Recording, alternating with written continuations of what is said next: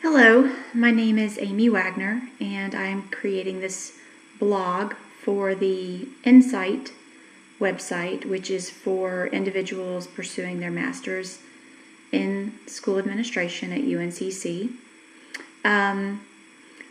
I was not going to do a video blog. I was dead set against it.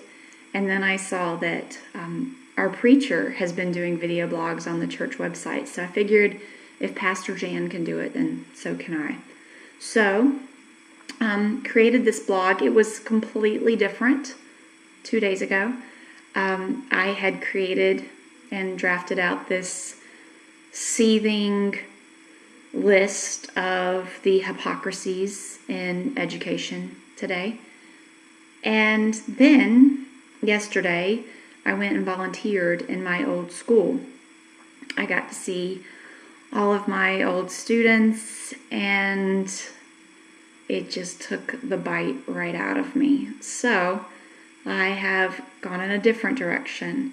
Instead of kind of stepping back and looking globally at education, I'm taking a step forward and focusing more at the purpose behind why we do what we do. I have been teaching for for 12 years. And in those 12 years, an average of 23 students per year. So that's a total of, I had to cheat and do this on a calculator, 276 children that I have hopefully impacted in a positive way.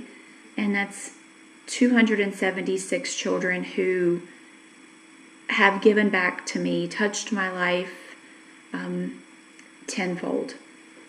So they're the reason that we do what we do. They're the reason that we, as teachers, get beat up. We get beat up from our peers, our co-teachers.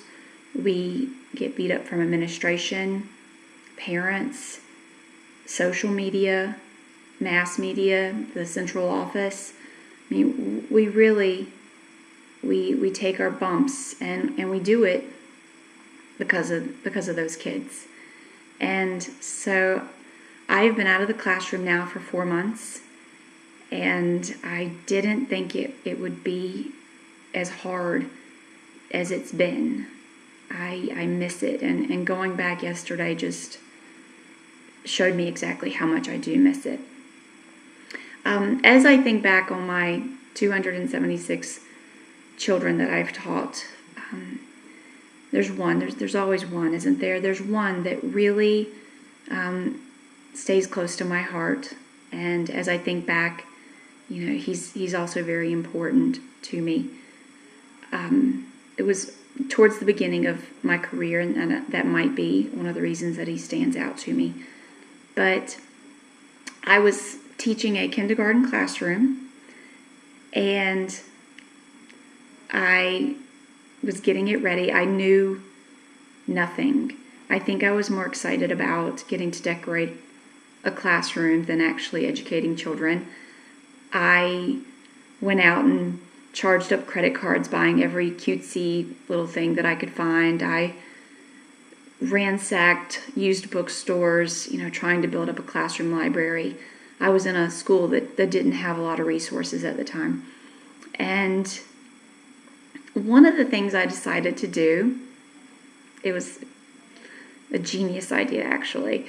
I had a bathroom attached to my classroom, so I decided to make every wall of the classroom a different season. So I took blue banner paper and I papered the walls. I put a tree on every wall to represent the different, the change in seasons. I took cotton and I made clouds, and some of the cotton was snow. It was a masterpiece. It was beautiful. It took me days to get it up, and I was so proud of it.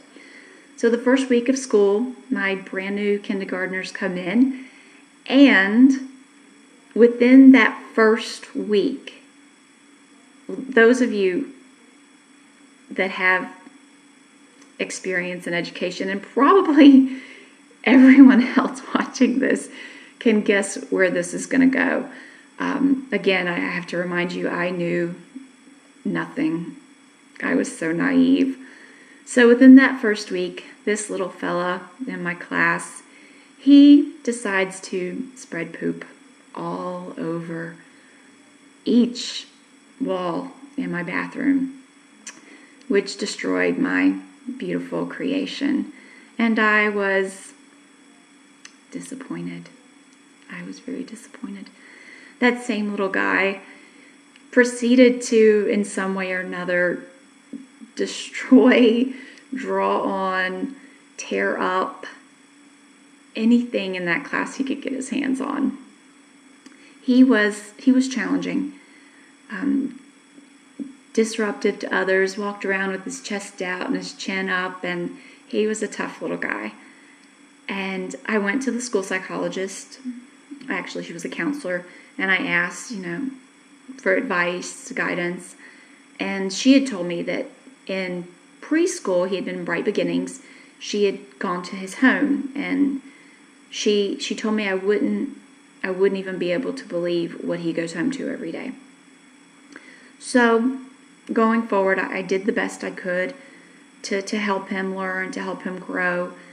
But when the end of the year came, I was happy. I was glad to send him on to first grade and wave goodbye. Until the principal of the school called me in and told me that I would be looping with my class. I would be going with them to first grade. I wasn't very excited about that, but we do what we're told to do. So I had a whole another year with the little guy. And it turned out that he was a different child that second year. And, I've thought about this a lot. And I really think that there wasn't a lot of consistency in his life.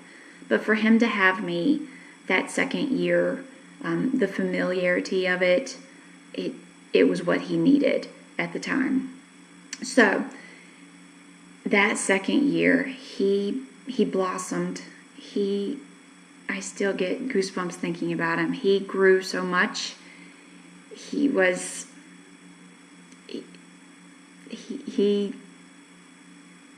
nicer to others. He spent that whole first year testing me in every way possible, and he spent the second year just loving on me. He was just a doll. He wanted to hold my hand every time we went in the hallway, and this is the part that really gets to me, because he was a tough little fella. And even at the end of my teaching career, I would jokingly say that, if a child couldn't walk quietly in the hallways, well, he was going to have to hold my hand, and no child wanted to hold my hand. But this little guy, as tough as he was, he wanted to hold my hand in the hallway, and he wasn't embarrassed about it. And I've held a lot of little hands in my career as a teacher, but I still remember holding his hand in the hallway so vividly. And every time we went in the hallway, he wanted to hold my hand. And it touched my heart. And he grew so much that year academically, socially. I was proud. And he taught me a lot about myself. And, I really think that God put us both together that year, and that we both did some things for each other, but that's a whole different blog. So I still think about him to this day. I wonder where he is and how he's doing, and if his life has turned out okay. He's almost a grown man now, and as teachers, this is the impact that we can make, and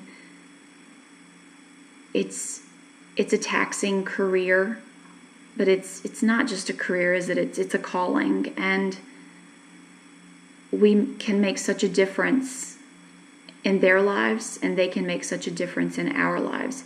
And I think that as we go through the grind, we get very caught up in the complaining and the scheduling and the testing, and the days run together, and it's hard to step back and take a moment and realize the purpose of why we're getting beat up like we do and why we're working as hard as we do for so little pay. And it's because of those children and the impact that we can make on them. So if you would like to, I would love to hear about a child that impacted your career and that impacted you as a person. Of course, I wouldn't give any names or any evidence that would link anyone back to that particular student by name, but I would love to hear about students that have touched your life. Thank you for listening.